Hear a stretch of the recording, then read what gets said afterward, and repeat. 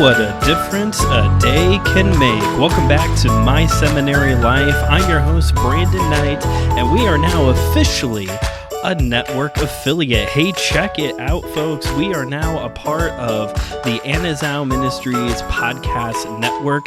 AMP is a collection of shows devoted to asking and wrestling with the big questions. We might not always have an answer to the big questions, and each show wrestles with the big questions in different ways, but here we are, back for another exciting episode of My Seminary Life on a new network, a new platform, trying out a whole bunch of different things. Did you like the new theme song? I sure do. It's got like fun indie 2000 vibes to it, 2010 vibes to it. Let me tell you, I like it a lot. We're excited to be back, and now that we're on a network wrestling with big questions, hey, it makes sense that we're here to talk about one of the biggest questions that we can wrestle with, and that is the problem of evil, pain, and suffering. This is the second big question as we continue our study in Apologetics 101. For those of you joining us for the very first time, as this is the first new episode here on Anazao, this is My Seminary Life is a show where 2 years ago I started it to talk about the things I was studying in grad school as I was working on my Master of Arts in Ministry Studies.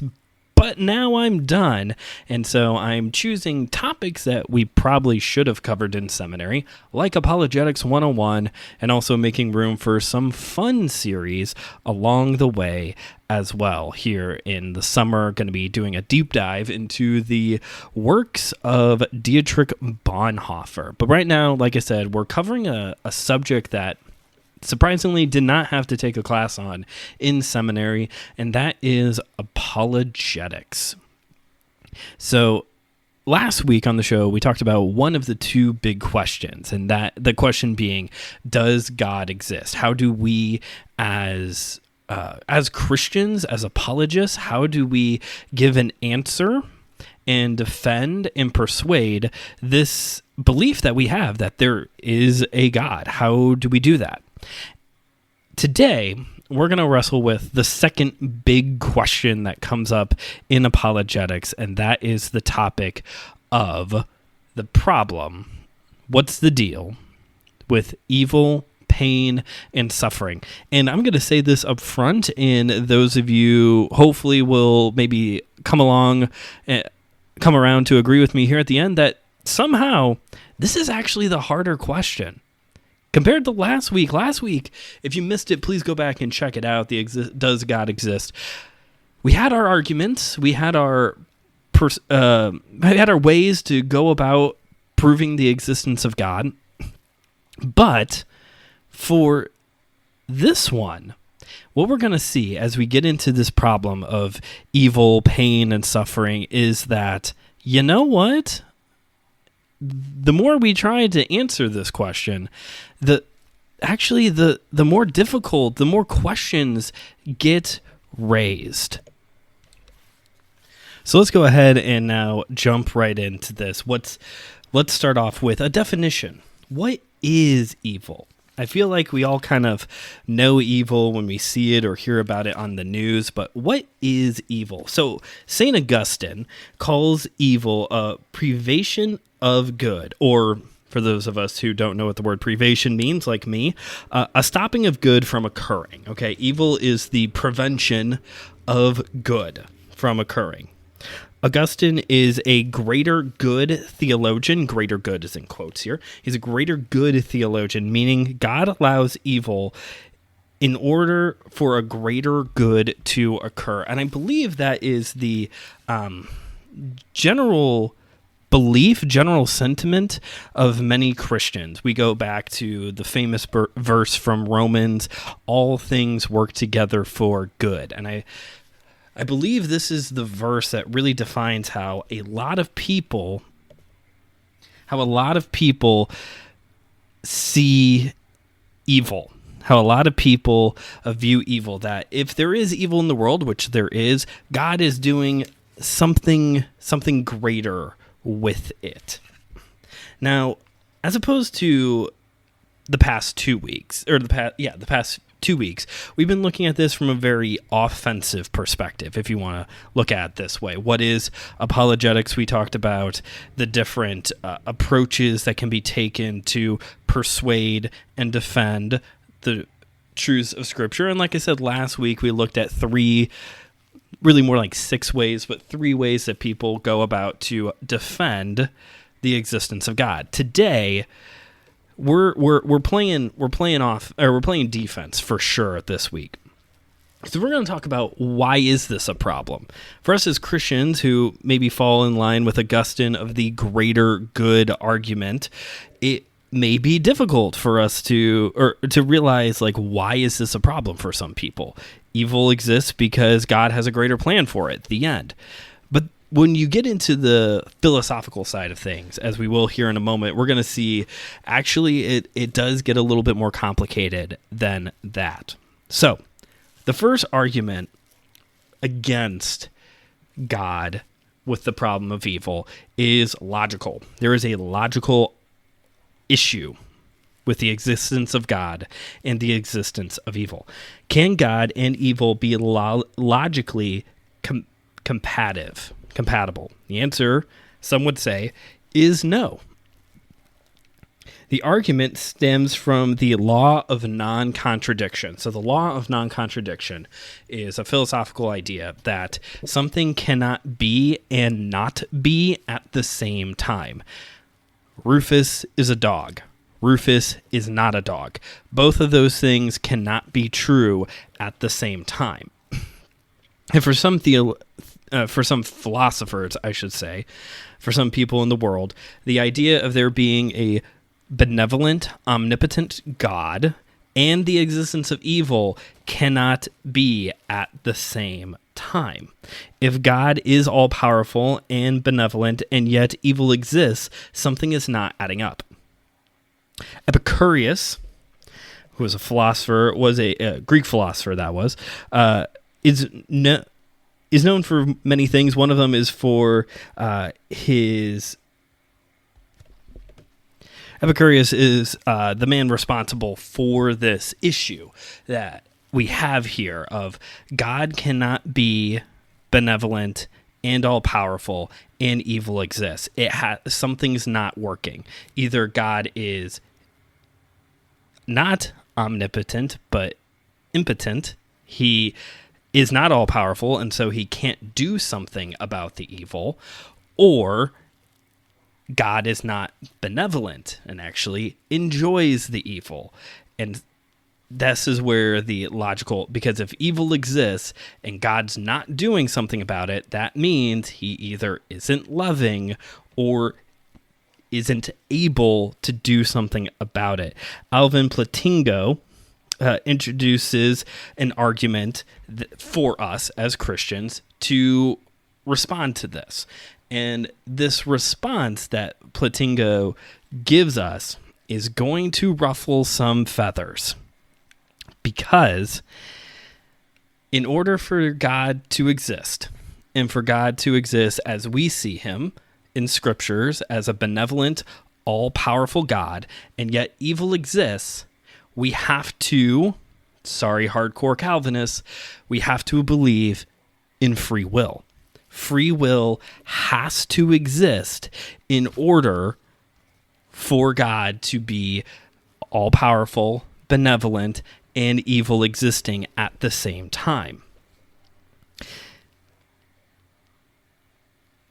If God has truly given humanity and the angels the ability to freely choose to do good or evil, and the intended purpose was for them to choose to bring about good upon creation, then we have an actual answer. In other words, to put it in a different way, believing in free will introduces a wild card into the situation.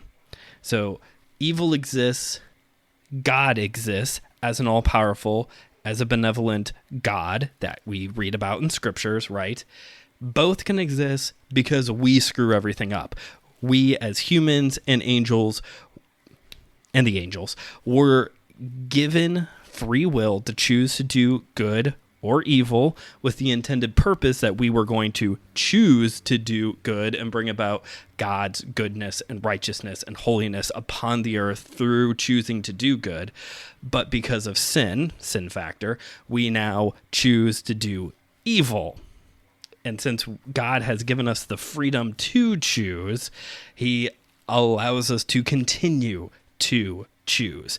And like I said, this automatically gets into a much more complicated scenario now. Because again, if you're a very hardcore Calvinist, this idea of absolute free will is going to pose a problem. Even for me, who's a little bit more like a moderate Calvinist, this does pose some problems in my thinking.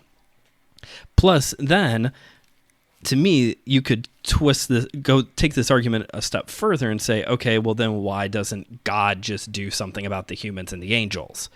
Why did he choose to give humans and angels free will to choose to do good and evil? This, as I said at the beginning, continues to complicate things. But again, we're just staying at this level of how can there be a God and evil at the same time, a God who we believe is all-loving and all-powerful?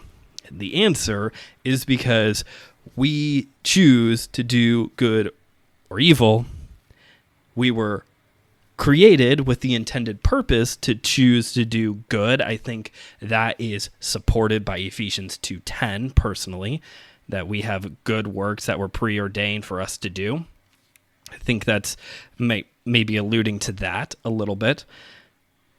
But now this does introduce a whole new issue of, well, how do we then, like, why doesn't God do anything about the rotten humans who keep screwing everything up? Just trying to answer the question. Evil. Well, how can it exist with God? Well, you do have to believe in free will. So that's the logical issue. There's a logical breakdown for some people when it comes to the issue of evil existing. There's also an evidential argument. This comes from William Rowe, proposes natural evil, that there is just evil that occurs, and that evil happens, and there is no good that could possibly come from it. This would be the example of lightning strikes in a forest and the forest catches on fire. Not necessarily the cause of a human or an angel, well, demon at that point. Not necessarily chosen by man or supernatural being for that to occur. And it's a natural occurrence, right? These bad things happen sometimes because of natural causes. Same with like if a animal maybe gets trapped in the woods somewhere, in a forest somewhere, and through very natural causes, again, not because of any human influence, again, this creature dies. And there's not necessarily any good that comes from that. It was a natural occurrence of evil. The argument then goes that this gets away from the whole greater good, as Augustine was talking about there at the beginning of this conversation, this idea that all things work together for good. Well, it doesn't, because sometimes bad things happen naturally that no greater good can come from. So that means either greater good doesn't always happen because of the occurrence of natural evil, or God cannot exist if there is this gratuitous evil that continues to happen. One or the other. Either there is not always a greater good, or God doesn't exist because there is this occurrence of gratuitous natural evil. God does exist, so gratuitous evil does not. That is the rebuttal. The rebuttal is actually very simple. All you have to do is reverse engineer it. And this gets into an argument, I believe it's from David Hume. Yes, it's from David Hume, that when it comes to this issue of the problem of evil, it really depends on where you are starting with. If you were starting with evil, then evil triumphs in the argument.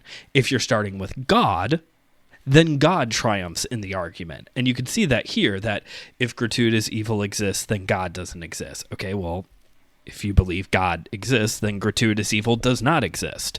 Natural evil does not exist. Greater good does come from things. It really does depend on where and how you start the argument. You have to build up from God. God wins. So keep that in mind as you are discussing the problem of evil. You have to start with God. You start with God and you build up. There's also a major assumption in Rowe's argument that we need to address, and that is that we somehow know every possible good outcome and can conclude that when a natural occurrence of evil happens, that there could be no good thing that happens.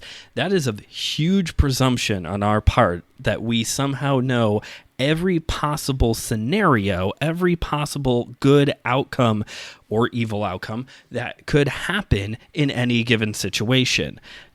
It sounds like a strong argument because not good doesn't come from every scenario. God doesn't exist. It sounds like it's a foolproof argument, but actually it does crumble quite easily. As long as you start with the premise of, no, God does exist, see last episode, and also just the finiteness of man's intellect. We can't predict every single possible outcome. And if anything, going back to specifically like like an animal dies of natural causes at a young age, decomposes, takes, fertilizes the ground, might become food for a prey animal. Like, there are potential good outcomes, even when maybe on a surface level, there doesn't appear to be any good outcome.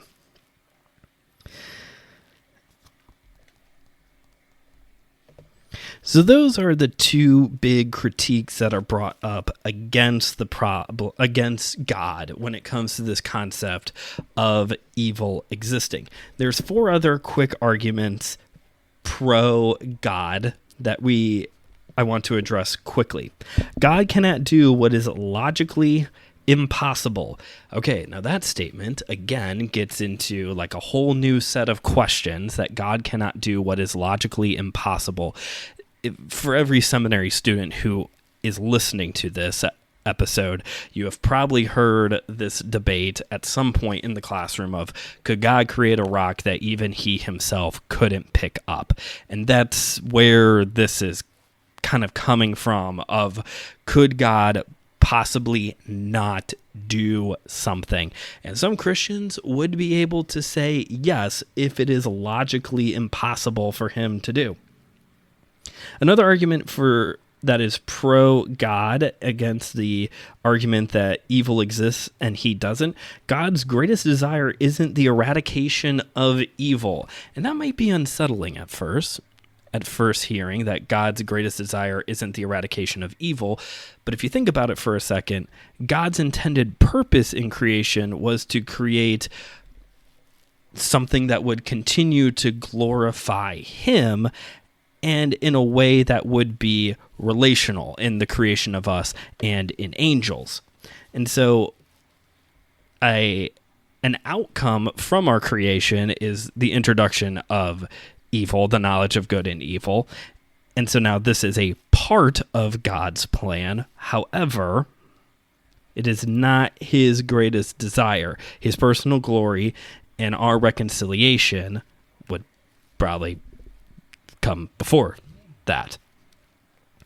God cannot remove moral freedom and evil.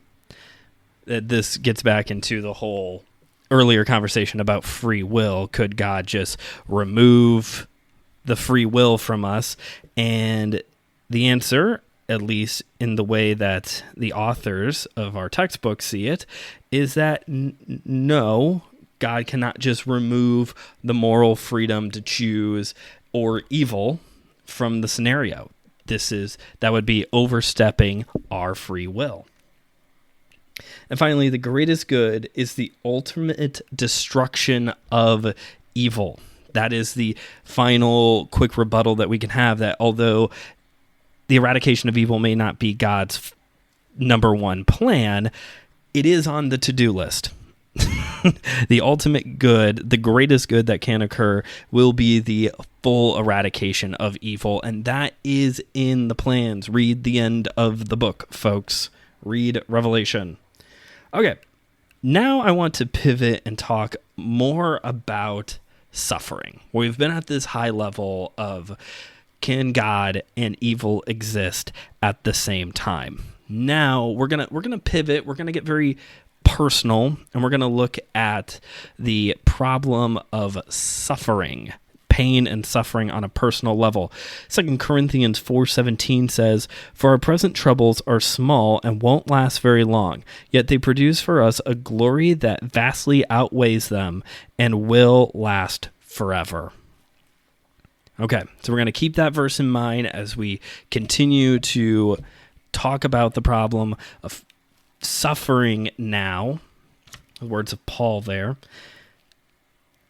Why does suffering exist? Okay, so like the simple answer is because evil exists, right? But there's actually we're going to talk about here, four philosophical, well, not even philosophical and theological views on why suffering exists. First, from the naturalistic view. In the naturalistic view, suffering is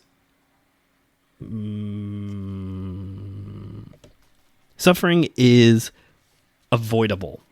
Suffering is to be avoided. They avoid the mystery of suffering by saying things like life is pointless, that there is no grand plan in the end. This is the naturalistic view of suffering, that you just kind of avoid, why does this happen? You just avoid it. Life is meaningless. Life is pointless. This gets into nihilism, which sounds exhausting. Props to everyone who caught that reference. This is nihilism. This is an existential nihilism, which as a more religiously bent existentialist, I can say this is actually the one that I struggle with the most, because it does still kind of fall in this framework of existentialism of life is pointless, life is meaningless, life is absurd. Sometimes I really feel like life is absurd when you lose focus on God and his sovereignty in a situation, or in the naturalistic view, if you don't believe that there is a God and that there is a God and that he is sovereign, when suffering occurs, don't address it. It's just life's meaningless. These things happen. Then there's the pantheistic view on suffering. And in this one, like in Hinduism or Christian Science, that is Christian Science, the religion, not Christians who are scientists. Those are two different things. It's also not Scientology. This is a third thing, okay?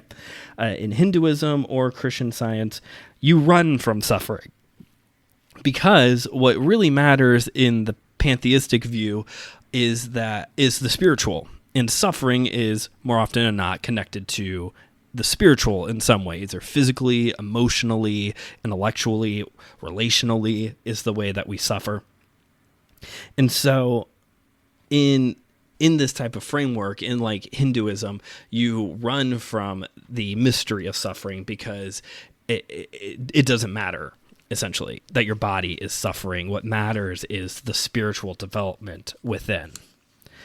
Third view on suffering is finite Godism. And in finite Godism, God is not infinite, which is why suffering exists, because he can't do anything about it, that answer seems to come up quite a bit, doesn't it? Of, well, why does this thing, if there is something bad happening, it seems to be a common response, which even for us as Christians, I know for me myself, I've been in this place before. Again, that naturalistic nihilism is a little bit closer to home for me. But I think we've all been in that space before where it's like, God, are you really not infinite? Are you really not sovereign over everything? Because where I'm in right now, you look at the Psalms of Lament or even some of the imprecatory Psalms in the book of Psalms, you see these like examples of, man, just like, I feel so abandoned right now. Are you not sovereign? And the mystery of suffering is that God can't do something about it. But don't worry, there is a fourth view. And yes, this is the one that we're supposed to have, the Christian theism view. And in this one, we embrace suffering. We don't run from it. We don't dismiss it as something that doesn't matter because life is meaningless. We're not supposed to just assume that God is not sovereign and he doesn't care anymore. In Christian theism, true Christianity, we embrace suffering. We may not always have an answer to the suffering, much like Job, but suffering happens. We embrace it. We seek God in it, we seek community in it, and we grow through it. And I would like to point you all the way back to episode, I think it's 3, Dark Night of the Soul, talking about the dark night of the soul, these times in our lives when we go through suffering, when life doesn't make sense, when life hurts, and God not just immediately bailing us out of it, but sitting with us and being our shepherd through the suffering. So I would point you back to that episode for more on this embracing of suffering. Let's talk now. I want to, it's all right and good for us to talk about philosophy and reason and logic and wrestle with these big questions, right? Right. Like this is, go back to that what is apologetics episode. Like that is apologetics. It's using all of these things. It's using archaeology and science and philosophy and reason and logic to defend and persuade to the teachings of the Christian faith. But when it comes to this topic of evil and pain and suffering, bringing up philosophy and reason and logic isn't going to do you much good when you're interacting with someone who lost their grandmother within the recent times. It's not really going to help you when you lose your job. Maybe it might a little bit, but when a loved one passes away, when you lose a job, when there's yet another car repair that needs to be done, when the rubber meets the road, some of these things aren't really going to be helpful. If you are sitting down with a grieving mother and you start the conversation off by saying, the philosopher David Hume, you've already lost, okay? But at the same time, I really think we can do better.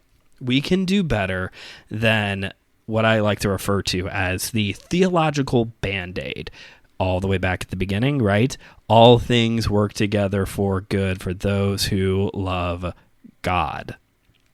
We use, and I would say often abuse this as like the one size fit all for every problem. Lost your job? All things work together for good. Spouse is you're having marital problems with your spouse, all things work together for good. Loved one passed away, all things work together for good. Racism exists, all things work together for good. Like it's our one size fit all for every issue that could possibly exist. That and God's ways are not our ways. So just trying to find what God has for us right now. These are true. And so is these philosophical arguments that we've been looking at. Reason and logic is helpful. But when the rubber meets the road and we're sitting and we're grieving with someone, we need to do better than just a theological Band-Aid. We don't necessarily need to quote David Hume, but we need to do better than the theological Band-Aids. To quote the great philosopher herself, Taylor Swift, Band-Aids don't fix bullet holes. And the problem with theological band-aids, as I see it, is that it is this one-size-fit-all issue. There is no nuance. It's, oh, well, this happened, boom, here you go. Problem solved. And it's not. Life is messy and complex, and, two different couples could be going through marriage troubles for completely different reasons. A family could lose a loved one, and everyone is experiencing that pain differently. Like, we need to do better. And so let's make this pivot now, maybe a little bit less from the philosophy and get a little bit down into the nitty-gritty now of, so what should we do? What should we do when we are interacting with somebody who is going through suffering? Well, let's start with what not to do, beyond just slapping a theological band-aid on it or quoting your favorite existential philosopher, Soren Kierkegaard. One thing you could do is to absolutely avoid what happens in the book of Job, and that is the assumption that you are suffering because there is personal sin in your life. You have to avoid that. That is not the point of the book of Job. Even this comes up in the New Testament when Jesus and his disciples come across, I believe it was a blind man, and the disciples say, Jesus, who sinned, this man or his parents? And Jesus says, neither. Like, suffering is not a guaranteed result of sin, personal sin in a person's life. You have to avoid that. Do not just assume or make someone feel like they have to repent because of some sin that they're not aware of. That's Scientology, actually. Don't do that, please. Don't slap a theological band-aid on it. Don't just start quoting St. Thomas Aquinas at them, and don't make them assume that there's some type of result of sin in their life. Okay, so what should we do then? As we go through the actual responses for suffering. Okay, so these first three are awkward, all right? Because the first two are punitive and discipline. Okay, so which totally... Now I have to backtrack on what I just said. The key word on the story of the book of Job and the story of the blind man with the disciples is that suffering is not a certain response to personal sin in a person's life, okay? If you are suffering, that does not guarantee A plus B does not always equal C. Not always. There are times where it is possible that you are suffering because of sin in your life. When it comes to punitive, possibly this is a punitive view of suffering, is you reap what you sow. There is scenarios where you are experiencing some form of suffering because of your actions. There's also the possibility, so that's punitive. That is punitive, that you reap what you sow.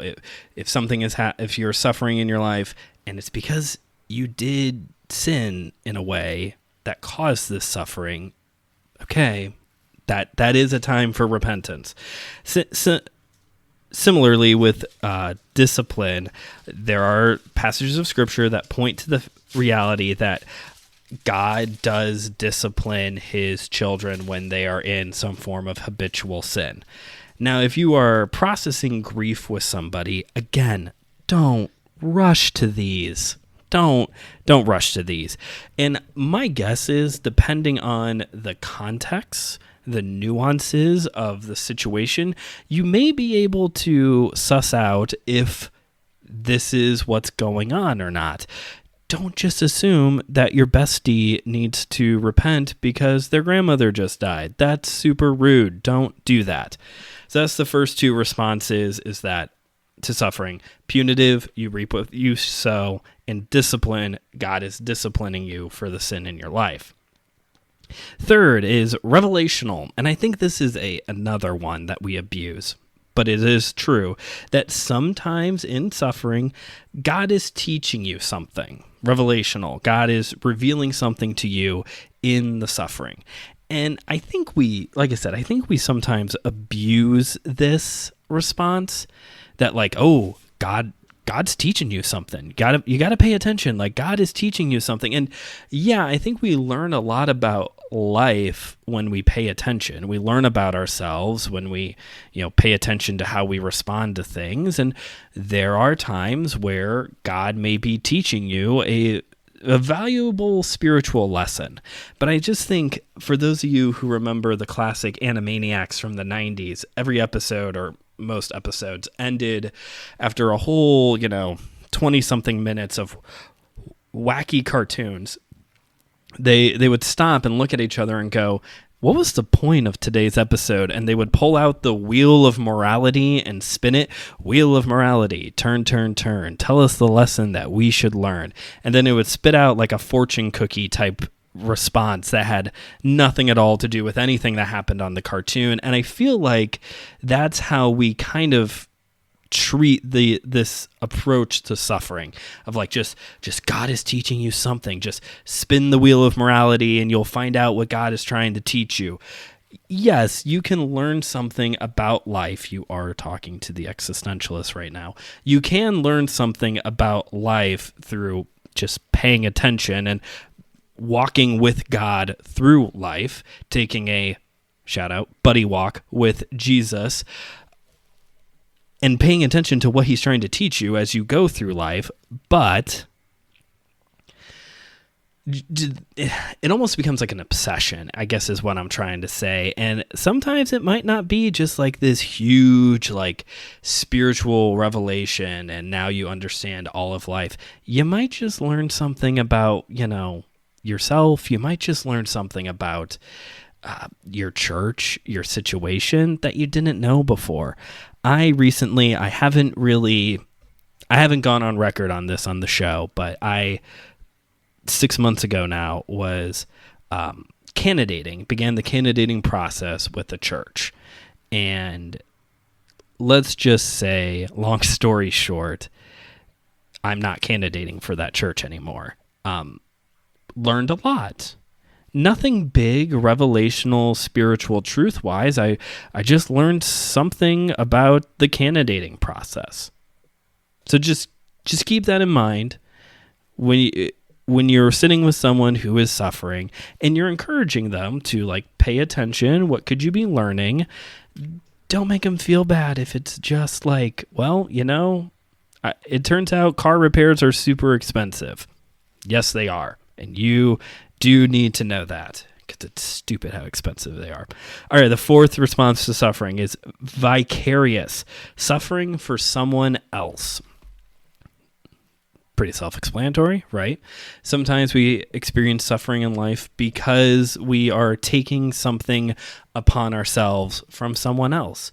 And I think every couple, every spouse listening to this has had that experience where you have had to suffer on behalf of your loved one because of illness or because of a loss of a family member. I think it was back in 2021 when my wife and I got COVID. We both had it pretty bad. She had it worse than me. And so I had to pick up the slack and try to keep us somewhat functional as much as you can when you have COVID.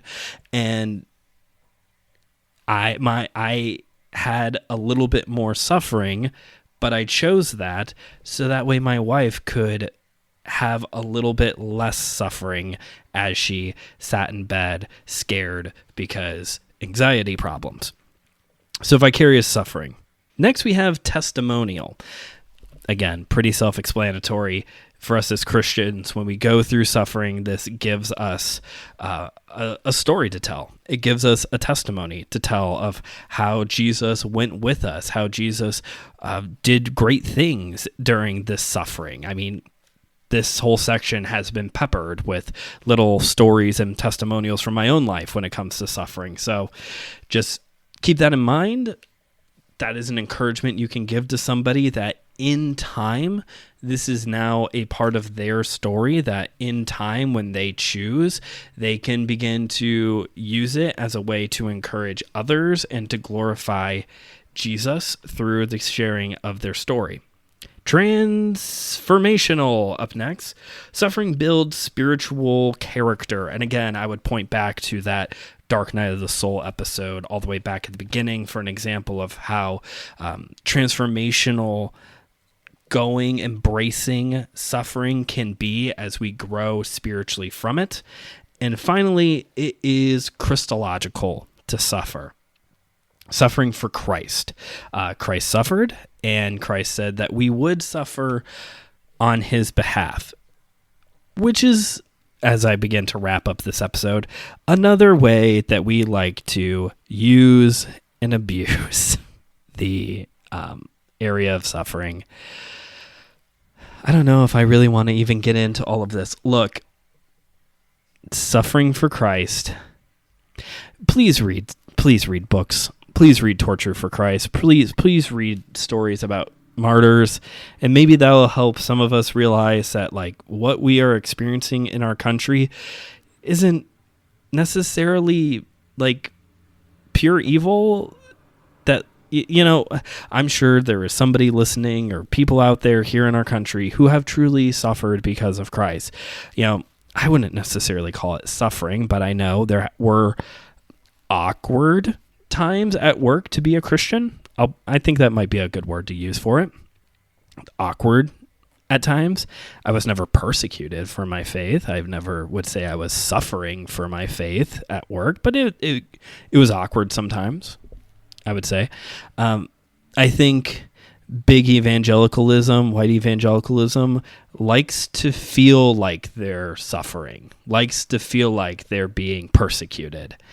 And so I would just like to offer the reality check that you're not, that it may be awkward. Maybe you don't like a change that is happening politically. Maybe you don't like something that is going on. That doesn't necessarily mean that you're being persecuted or that you're suffering. You might be overreacting a little bit. However, again, it is biblical. Jesus said we would suffer on his behalf. So that's not to downplay those who have truly experienced a form of suffering for Jesus. Thank you for doing that. I believe you will be rewarded for that in heaven. A greater reward than some guy from the Midwest saying thank you. So that is our conversation today on pain and suffering and the problem of evil. It's complicated. It's messy. And we need to learn to both be able to articulate from a logical, reasonable, intellectual, philosophical way, theological way in this conversation, but we also need to learn how to get down into the nitty-gritty and to come alongside someone who is suffering, who is experiencing pain, who has experienced evil, and not sweep it under the rug, slap a theological Band-Aid on it, not presume that they have just done something wrong and need to repent, and not quote David Hume to them, but we need to be able to meet them where they are and walk with them, embracing the suffering as we are supposed to do, not running from it, not pushing it aside, not assuming God's not finite, but embrace it and see what God is doing through it. All right, well, that's it for today's episode. Thank you all for listening. If you wouldn't mind, please rate and review the show wherever you're listening to it, on Spotify or Apple Podcasts or wherever else rating podcasts take place. Please hit the subscribe button if you haven't yet, to continue to follow My Seminary Life or AMP as a whole, to keep up with all 4 of the shows here on the network. You can head into the description of this episode to find links to important things. Follow My Seminary Life on Facebook and Instagram at My Seminary Life pod. And if you ever want to send me a question, comment, concern, complaint, limerick, poem, you can send those to email seminarylife@gmail.com. One more time, that's email seminarylife@gmail.com. Next week on the show, we are going to be discussing, I know it might seem a little weird that we're just now going to get on this part of the conversation, but we're going to run it back and talk about some of these names that have come up the past few weeks. That's right, folks. Here's a bunch of apologists that you should know. That's next week here on My Seminary Life, but this is Brandon signing off, reminding you that theology is for everyone, so keep on studying.